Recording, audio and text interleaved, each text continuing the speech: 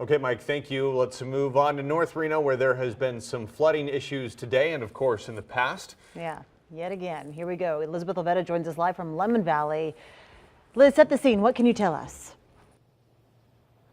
Well, Kristen, right now we're getting a little bit of a reprieve from the bad weather, but the weather today did cause several road closures, including right here behind me along Lemmon Drive. It's still closed off from Deodar all the way down to Chickadee. Now, there is a dirt detour over here to the other side of me, but the county is strongly advising against using this detour. In fact, a county worker just told me a few minutes ago he called it a disaster down this road. Our photographer actually drove through that detour earlier today. He said his Jeep was actually pretty deeply submerged in the waters. So the county is saying to avoid this detour, use the one that's on Military Road instead. The county also says that crews have been out here since early this morning working to mitigate these issues.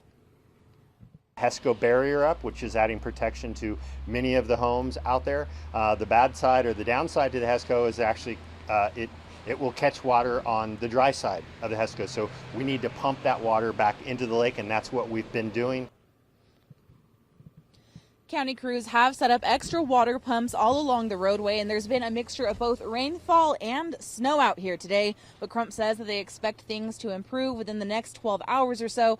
However, many residents out here told me that not enough is being done and that the HESCO barrier is falling apart. Now, some say parts of the barrier is leaking with sand falling out of it. And like you can see in one resident's photo, it seems to show an open section of that barrier letting water through. Our lands are a mess. We're trying to, get the animals out of the mud, but it's what we call boot-sucking mud. You put your foot in, you lose your boot, that kind. They added another pump here to try to keep up with it. It is unbelievable.